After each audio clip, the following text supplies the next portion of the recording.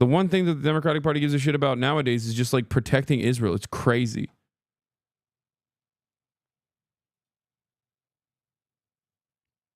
Anyway, let's watch what Trump's press conference looked like when he was signing a bunch of executive orders, including cutting funding to UNRWA.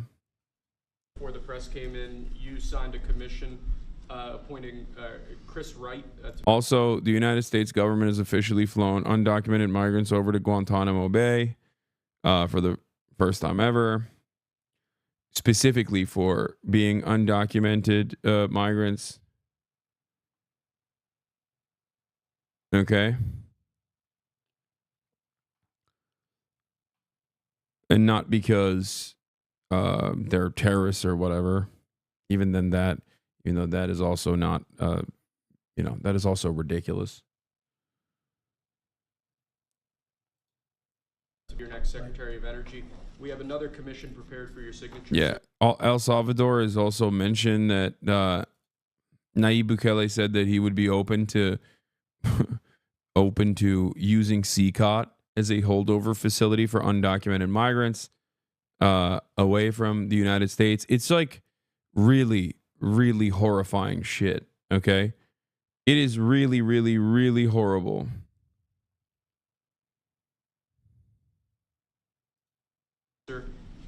This is Doug Collins to be Secretary of the VA.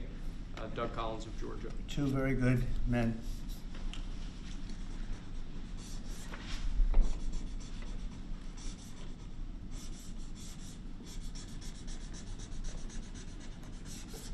Okay. Thank you, sir. Next up, in light of numerous actions taken by a number of bodies of the United Nations which exhibit a deep anti-American bias, we have an executive order prepared for your attention that would withdraw the United States from the UN Human Rights Council, would withdraw the United States from the UNRWA, which is a refugee organization, and would also review American involvement in UNESCO, which has also exhibited anti-American bias. More generally, the executive order calls for a review of American involvement and funding in the UN in light of the wilds that, as you've expressed previously. Watching fascism in real time is fun, man. I wouldn't say fun.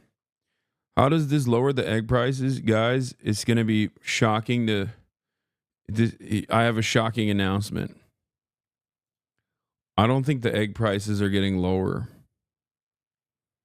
Okay? I don't think any of these things that Donald Trump is doing is lowering the egg prices. I don't want to freak you guys out, but I just don't think that he's invested in that.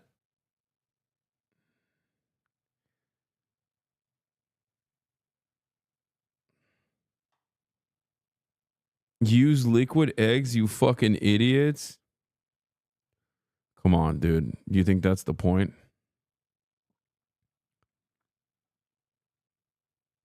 You think that's the argument that people are making?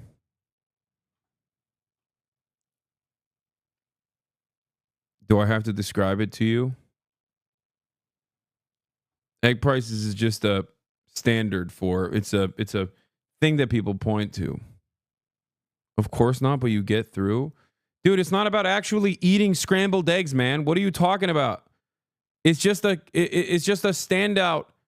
It's just a holdover term for inflation, okay? The cost of goods. Remember how Donald Trump actually, ran on combating prices, and then prices got worse when he became president?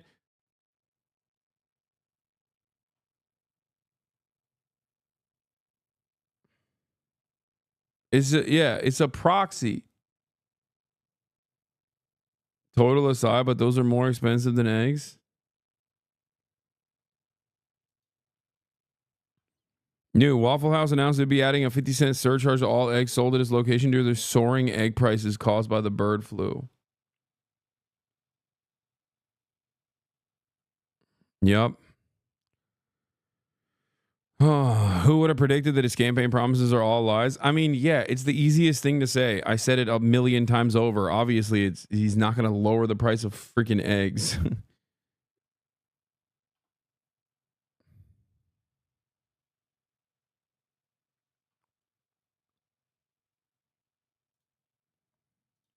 is deeply unfair to the United States.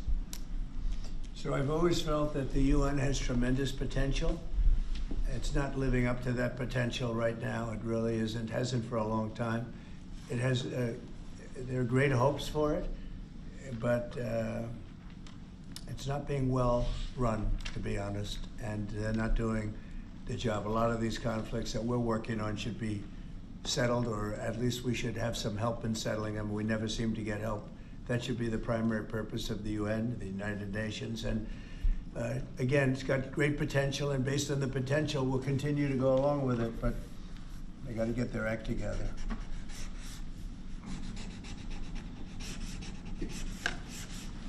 What would they need to do, sir, to get their act together? Well, they got to be fair to countries that deserve fairness. They have some countries, as you know, that are outliers, that are very bad, and they're being almost preferred as countries to those that do their job and are doing a good job. And they have to really, they're going to end up losing, a lot of countries are going to end up losing their credibility like other organizations, and then they're going to be nothing. The potential of the United Nations, and not everybody agrees with me on this, the potential of the United Nations is fantastic if properly run.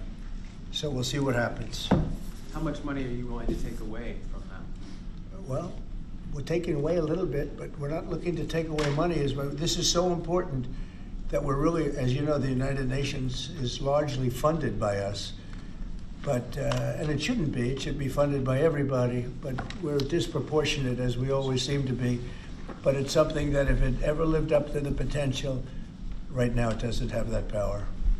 Next, sir, this is a national security presidential memorandum that seeks to impose maximum pressure on the government of the Islamic Republic of Iran. Many of these provisions are similar to actions that your administration took during your first administration. The basic idea here is to have every department and agency, or many departments and agencies in your government attempt to sanction and control Iranian activities, particularly relating to the Iranian nuclear program and the Iranian export of terrorism through support of various proxy groups abroad. And the intent here is to give you all of the possible tools to, I'd say, engage with the Iranian government to ensure that going forward they are less of a malign actor on the world stage. So this is one that I'm torn about. Everybody wants me to sign it. I'll do that. It's very tough on Iran. It's what we had before. We would have never had the problem. You would have never had October 7th. We would have never had the problem had the election gone the different way, which it should have. But this one, I think, more than made up for it. I think we're doing things, and it shows that more than made up for it, much more historic. The Iran situation, hopefully, I'm going to sign it, but hopefully we're not going to have to use it very much. We will see whether or not we can arrange or work out a deal with Iran, and everybody can live together, and maybe that's possible, and maybe it's not possible. So I'm signing this, and I'm unhappy to do it, but I really have not so much choice because we have to be strong and firm, and I hope that it's not going to have to be used in any great measure at all. It'd be great if we could have a Middle East and maybe a world at total peace. Right now you don't have that. When I left, you had peace all over the world, and now you have the world is blowing up. As you know, Bibi is coming in to see me later. Others are coming in to see me. We'll see what we can do. But I'm signing this, and hopefully it will be a document which won't be very important, will hardly have to be used. So what kind of deal would you be prepared to Well, make? we're going to see. I mean, we're going to see. They cannot have a nuclear weapon. With me, it's very simple. Iran cannot have a nuclear weapon. We don't want to be tough on Iran. We don't want to be tough on anybody, but they just can't have a nuclear weapon. Mr. President, are you going to engage in conversations with your counterpart in Iran? I would. Do you want to block the sale of Iranian oil to other nations? Well, we have the right to do that, and that's what I did before, and they had no money. They wouldn't have had the money for Hamas or Hezbollah and anybody else. It could have been solved. This thing, it just, if things went the way they should have, this would have been. Do you think Iran is to developing nuclear weapons? I think they're close. I think they're close. They're too close. But again, you could go back 4 years, I would have said they would have had it during this intervening period. But they're pretty close, Peter. And why say that you're unhappy to sign it if it's Iran and their proxies who have threatened to retaliate against you and your team by killing you guys for taking out Soleimani? Well, they haven't done that, and that would be a terrible thing for them to do. Not because of me. If they did that, they would be obliterated. That would be the end. I've left instructions. If they do it, they get obliterated. There won't be anything left. And they shouldn't be able to do it. And Biden should have said that, but he never did. I don't know why, lack of intelligence, perhaps. But he never said it. If that happens to a leader, or close to a leader, frankly, if you had other people involved also, you would call for total obliteration of a state that did it. That would include Iran. So I'm signing this, and it's a very powerful document, but hopefully we're not going to have to use it. Mr. President, if the Prime Minister today were to ask your help in striking at Iran's nuclear facilities to prevent the kind of progress towards a nuclear weapon, would you give him the green light? Would it, either to do it himself or for the U.S. to participate with him? I don't know that that's what he's going to be asking for. I have no idea that it is. You're telling me. We're going to have a pretty long meeting. We're going to be discussing a lot of things, not only that, but a lot of things. And I'll let you know if the time comes to let you know. But right now, that's not something that I can discuss. Mr. President, when you said if they do it, they get obliterated. Just to be clear, you're talking about if Iran made an attempt on your life. Yeah, that would be called total obliteration. And I can't imagine they do that. It should have been stated by Biden, but he didn't state it because he had no clue, as you know, as everybody knows. What is your vision actually for the relationship Do you with have anything Iran? else? No, that's all we got. My vision for For a what? relationship with Iran, and would you? I'd love to have a good relationship with everybody. They can't have a nuclear weapon. That was the only thing that was very important. They can't have a nuclear weapon. Beyond that, it would be very tough if they insist on doing that. They have some of their leadership, I can tell you right now, and maybe you know it, maybe you don't, but there are many people at the top ranks of Iran that do not want to have a nuclear weapon just for that very reason. Mr. President, what's your reaction to China's retaliatory tariffs? It's fine. It's fine. We're going to do very well against China and against everybody else. Right now, they've taken advantage of the Biden administration like I've never seen. I've never seen. The deficit with China is about $1 trillion. Think of it, $1 trillion. They're using our money to build their military. And Biden let that happen. We're taking a lot of fires here. We came back. This is like a different place. The good news is we're doing very well. We're doing well with countries that nobody expected we'd do well with. We are respected again as a nation, maybe at a level that people haven't seen for many, many decades. But when I left, we didn't have any wars. I defeated ISIS, 100% of the ISIS caliphate, and now the world seems to be ready to blow up, but we'll see if we can stop it. Mr. President, Have you update about when reached you'll out speak to to the Iranians about President any Xi? kind of Say deal? it. Have you reached out to the Iranians about any kind of deal to start those I would discussions? reach out. I have nothing. I say I'm one that doesn't care whether I reach out or they reach out. A lot of people say, let them reach out, sir. And to me, it doesn't matter. It's just talk. But I want to see everybody do well. I want to see great countries, and I want to see peace in the Middle East and elsewhere. We're also working very hard with respect to Russia, Ukraine. That's a bloodbath. It's a total bloodbath. What's going on there is incredible. What's going on with the soldiers, young soldiers being killed by the thousands. I mean, literally by the thousands. And we want to see if we can get that stopped. And I think we've had some very good talks. Any update on when you would speak to President Xi, sir? Any update on when you would speak to President Xi? No, we'll speak to him at the appropriate time. I'm in no rush. I might be wrong about this, but I think that much of Trump's actions are what a hegemon does when they know they're losing grip on power. In the past, the U.S. would rely on international organizations like the UN to get what they want. Now they're using direct power to keep control. Yes. 100%. This spells the end of American empire. That's precisely what's happening. And I think we're just going to get more violent as time progresses.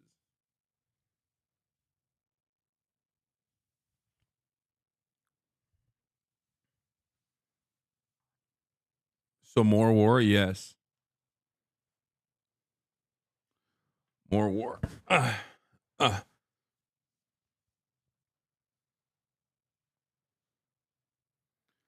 Liberals can't message to save their lives or ours.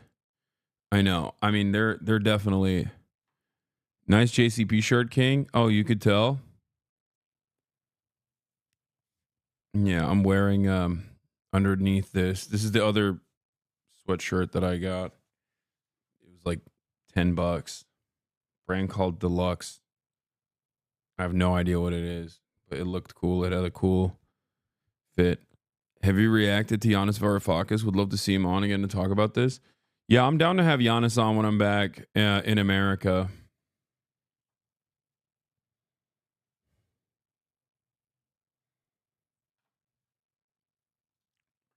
For sure. How do you deal with like the sickening feeling that accompanies all this, especially with Palestine? Chatters, I've told you this already.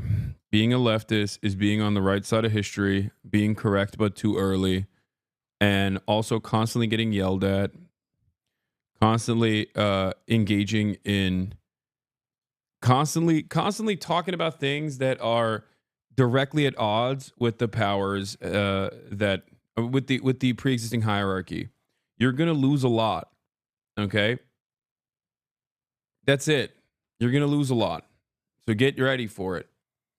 But just, as long as you know that your moral compass is correct and you don't lose yourself to the whims of I don't know, wanting a tiny bit of victory in the short term, you just have to keep putting your best foot forward with the knowledge that you're doing the right thing and you're doing right by others.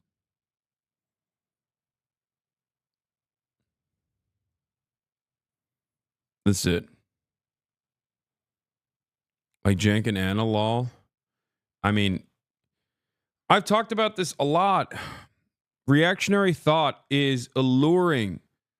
So when you start training your brain to believe things from a reactionary point of view, you start basically it's the opposite of muscle training, right? If you don't actually constantly work out, you're inevitably going to become a weaker person.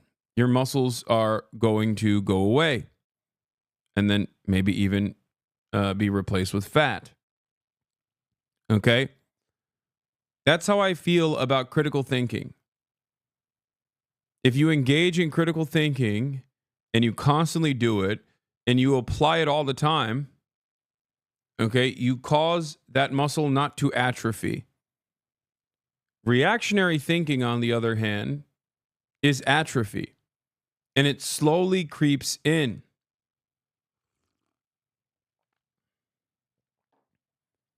It slowly creeps in, and it can be on a number of different issues. It can be on Israel-Palestine. And as long as it's left unaddressed, I think for many people, they still can fancy themselves to be progressive, except for Palestine, and go along with it for years and years. But obviously, the events that have unfolded over the past 16 months have caused those contradictions to be in the forefront, which are causing people's brains to collapse. For others, it can be about crime, right? You see crime taking place in front of you and you just kind of lose it, where you go, oh my God, this is like a genuinely emotionally traumatic moment. Why is nobody doing something to address this? And then that's when reactionary thinking kicks in. Reactionary thinking, right-wing thinking, is illogical. It's emotional. Okay? You don't care about facts. You don't care about empirical evidence. You care about your own personal feelings and your own broad reception. Okay? So when something happens to you that is genuinely traumatic, it's understandable that something in your brain shifts where you no longer think about this issue through these systemic solutions, but simply want to deal with it head on, immediately, instantly, take matters into your own hands, or the only systematic solution to it is through a mechanism of enforcement that is more rigid than the past. Okay? Reactionary thinking is a puzzle piece that fits in every argument. Okay? In every single argument. You always go, "Oh, I know the reason for this. It's DEI." You know what I mean? I know the reason for this. It's black people. I know the reason for this. It's women. I know why something is happening that is bad. It's because insert whatever puzzle piece that you want to put in there that reactionaries put in there their daily flavor. Okay?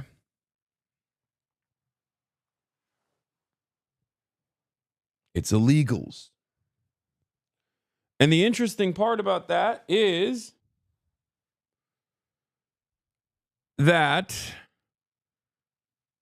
it's a captivating way of thinking. It's comforting. It's comforting to feel like you have the answer. It's comforting to feel like you are aware of all of the issues and that their solutions almost always are just someone else.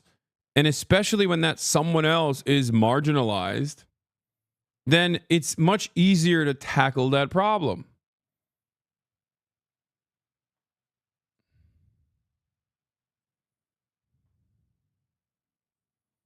That's it.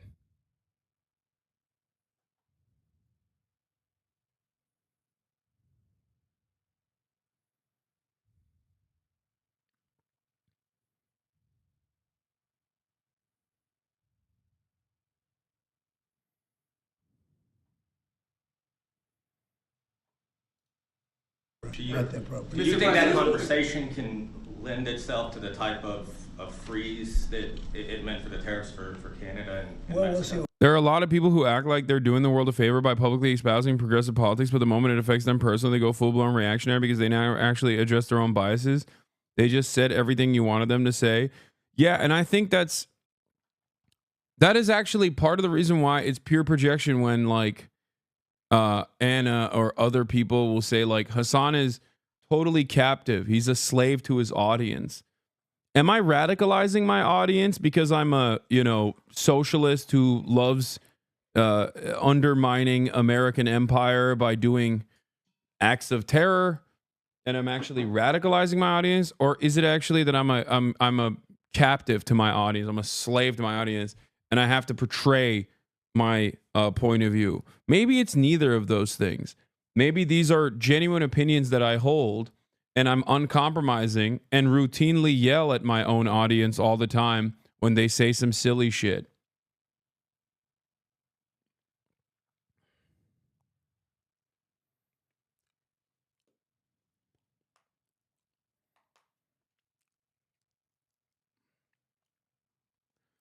It makes no sense, but it doesn't have to make sense.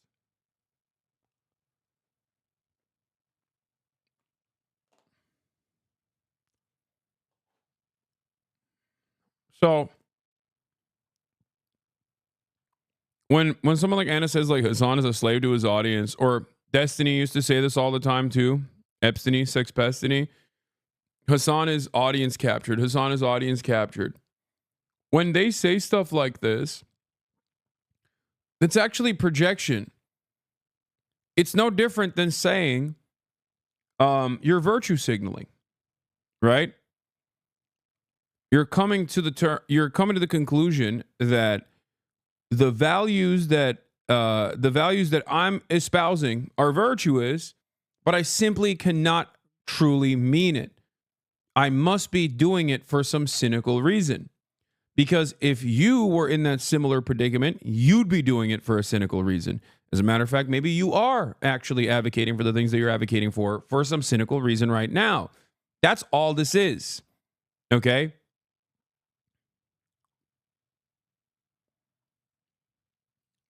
And I think for a lot of people, it truly stems from personal vendettas. It stems from personal insecurities. And I think people, maybe I'm like a little too autistic. Okay? But for me, I care about your output more than the personal back and forth that we have. There are plenty of content creators who have treated me not so great. And I'm always going to be gracious until it gets to a point where they're just like so overtly hostile that they are deliberately playing the role. Ethan isn't being cynical though. He does think you're racist, but he's also very stupid. Okay. That's not, I wasn't even necessarily talking about Ethan here, but that's funny that you said that. Okay. The point I was trying to make is maybe it's the autism in me, but I don't necessarily care about like envy as much as I, do I feel envious? Sure. Okay. From time to time, certainly. Okay. Did you watch the full video and fire Frogan yet? First of all, this is the operating, like this is the brain operation that the smartest fans have. What do you mean fire Frogan? From what? Frogan is her own person. She's a content creator on her own.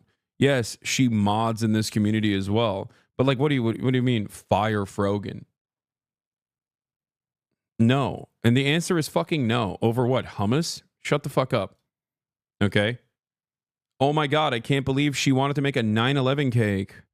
Yeah, let me act like that is the most scary thing I've ever said from a guy who literally said he wanted to bomb the NRA headquarters or said that Ben Shapiro would be the first to go to the Holocaust camps. I can't believe Frogan made a edgy joke about 9/11.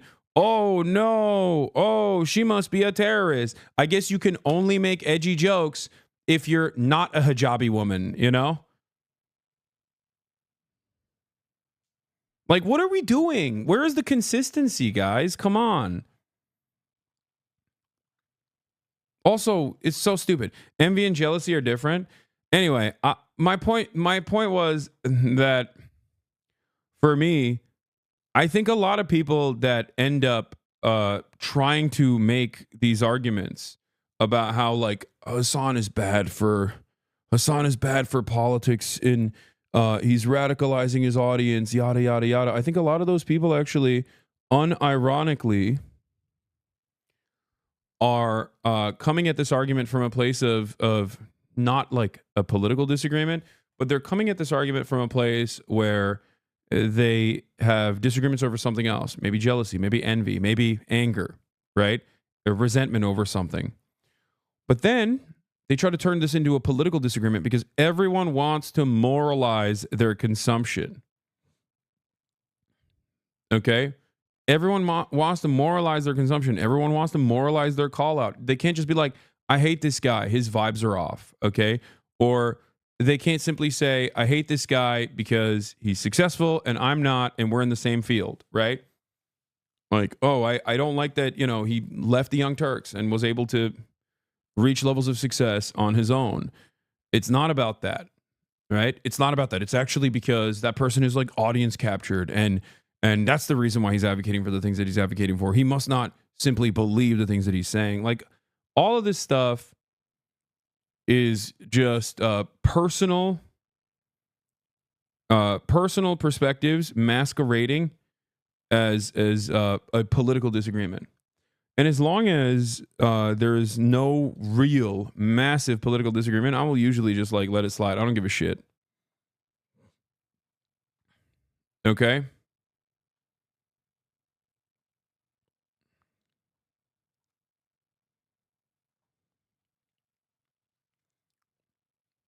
You also hate your audience to the core. No, I love my audience. I love my community. My community has kept me alive. Okay. If I didn't love my audience and my community, I wouldn't be fucking streaming at 5 a.m. every morning. You also hate your audience to the core. Yeah, I mean, it's ridiculous. That stuff is ridiculous. Obviously. There are certainly times when I'm very annoyed with members of my community. You know what I mean? And it's understandable. This is a back and forth dialogue that takes place. There's a back and forth dialogue that takes place for 8 hours every day on contentious topics. Clearly,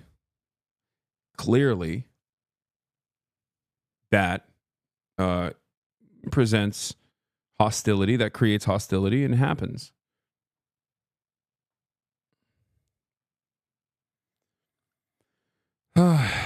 Anyway, let's get back to Donald Trump. What happens? I mean, well, there's a short-term freeze with Mexico, as you know, and with Canada. But they've agreed to be very, very strong on the border, stronger than they ever were by far, by a factor of about 30. It's very funny saying you're afraid of people approaching IRL, because I was reminded of the people that approached you at the TwitchCon and wanted you to fight a certain neo-Nazi. You had no problem being completely confrontational, calling them out. Yeah.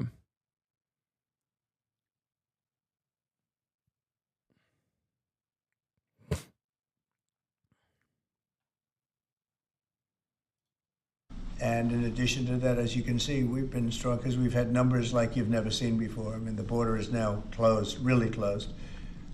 And with that being said, we're letting good people come through, and we want good people to come into our country. But the border is closed. In your talks with Prime Minister Netanyahu today, do you intend to press him about how many deaths there have been amongst Palestinians? Are you concerned about that death? I talk about that too. You know, both sides mean a lot. I talk about that. I talk about the other side. I talk about everything. What's your main message to him today during your meeting? Well, I'm here to listen. He's here to see me, and I'm here to listen. So, will you continue to press? We're doing bodies and spaces.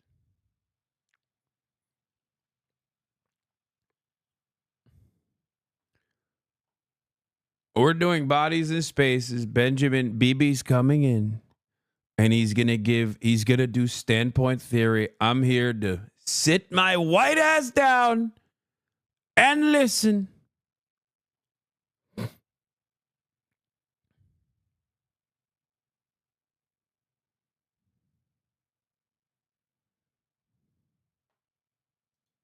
Message. At the right time, I'll give him my Mr. message. President, will you continue to press for this idea? Take some look. The Gaza thing has not worked. It's never worked. And I feel very differently than a lot of people. I think they should get a good, fresh, beautiful piece of land, and we get some people to put up the money to build it and make it nice and make it habitable and enjoyable and make it a home. They don't want to leave, though. Palestinians say they don't want to leave. I don't know how they could want to stay. It's a demolition site. It's a pure demolition site. If we could find the right piece of land or numerous pieces of land and build them some really nice places with plenty of money in the area, that's for sure.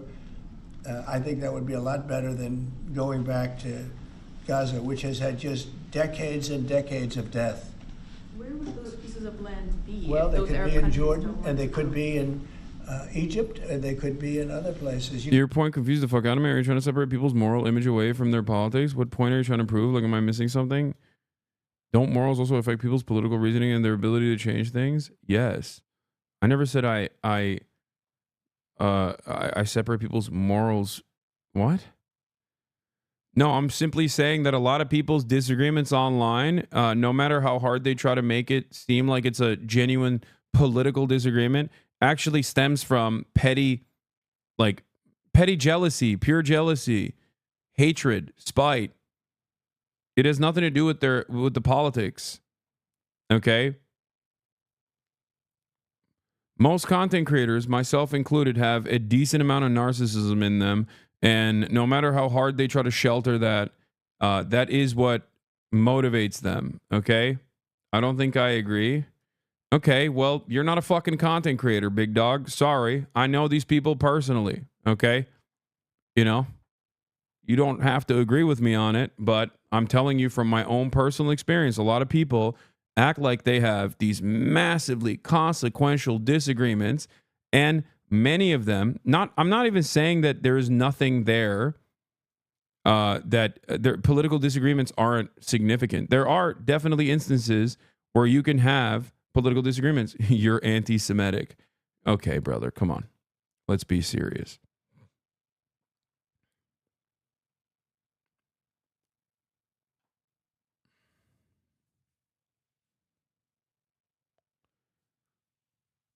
I think it's narcissistic most of the time. It's just like a narcissistic person who feels slighted and is desperately looking for an out, desperately looking for someone to point the finger of blame at. And if they were to just be like, I don't like this person because, I don't know, he gets, I don't like this person because he gets a lot of praise from a sector like news media and political figures that I actually hope and wish would give me the praise. If you said that out loud, people would look at you and go, the fuck? That's a stupid way to operate. You know, why should I give a shit that like other political figures that you care about don't actually respect you? You know what I mean? That would be an insanely stupid thing to say out loud and admit. So they just go, oh, we have serious political disagreements. And actually, my enemy is ontologically evil. And that's what is the real issue here. Like they have to masquerade as though there is a real, serious, unexamined, impossible to contend with political disagreement here. And it's not just like a narcissistic crash out. That's it. It's marketing. Now let's get back to the dude who is ruining everyone's lives and also openly talking about doing mass population transfer, ethnic transfer. Okay? Donald Trump.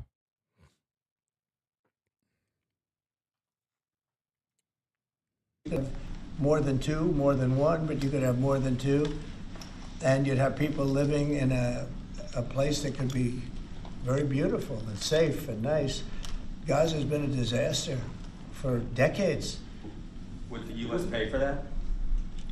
I don't think the UN would pay, but I think there's plenty of people that would in the area. They have a lot of like to see it. I know that Saudi Arabia wants to see peace. I can see that. And many of the countries there, as far as I'm concerned, they all want peace. I think, maybe I'm wrong on this, but I think Iran would like to see peace too. They've had enough. Don't you think they've had enough? But the leaders of Egypt and Jordan have said bluntly they have no interest in doing this. Well, they may have said that, but a lot of people said things to me. They said they wouldn't take anybody back in Venezuela, and right now they're flying them right back into Venezuela. And a lot of people, and they're doing the right thing in Venezuela. The Panama Canal is an active discussion right now. They said things about that. And virtually everything that's been said has been incorrectly stated based on the result. Doesn't that amount to forcibly displace, or wouldn't that amount to forcibly displacing those people from Gaza? I don't think so. I think if they had the opportunity, they'd love it. If they had an alternative to Gaza, they have no alternative right now. I mean, they're there because they have. That's a good point. Trump on LA. It looks like a demolition site. These people want to rebuild today. Trump on Gaza. It looks like a demolition site. These people need to go somewhere else. Yeah. We can't rebuild. It's a demolition site and we can't rebuild. So they just have to go somewhere else. Please go somewhere else. Come on. That would be really beneficial.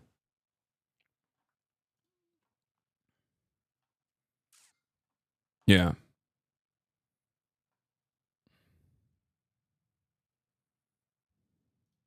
Have no alternative. What do they have? It is a big pile of rubble right now. I mean, have you seen the pictures of it? Have you been there? It's terrible to live. Who can live like that? and very dangerous. There's shooting all over the place. There's bombing all over the place on both sides. Now, I would think if they had an option of moving to an area, either in a large group or various smaller groups, and take care of the close to 2 million people, I would think that they would be thrilled to do it. They have no, when you say about the Gaza Strip, they don't have an option. To be clear, you're saying they'd be thrilled. Very dangerous. They'd be thrilled to leave Gaza. Oh, I think they'd love to leave Gaza if they had an option. Right now, they don't have an option. What are they going to do? They have to go back to Gaza. But what is Gaza? There's practically not a building standing, and they're very dangerous. Those buildings are shifting and they're falling down all over the place, and there's gunfire all over. While the war was ongoing, rather than now when there's a ceasefire? Which is what you're talking about. When it was more dangerous when there were strikes overhead than now. Well, the strikes could start tomorrow.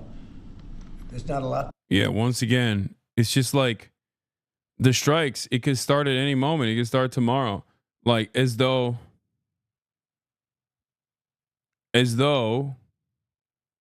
this is a natural disaster, just a naturally occurring phenomena, and not like an apartheid state doing an ethnic cleansing with American weapons and American political cover, and the war criminal in charge of said ethnic cleansing campaign you are meeting with today, like right now as we speak.